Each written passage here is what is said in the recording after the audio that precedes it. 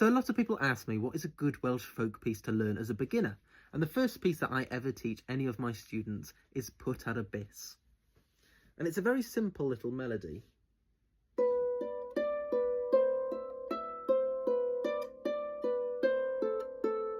So all of that, it's just playing a third apart. So leaving a string between each note that you're playing. And much like many Welsh pieces, it repeats.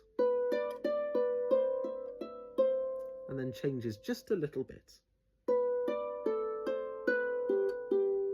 So that's the A section, really simple. I'll play it for you one more time.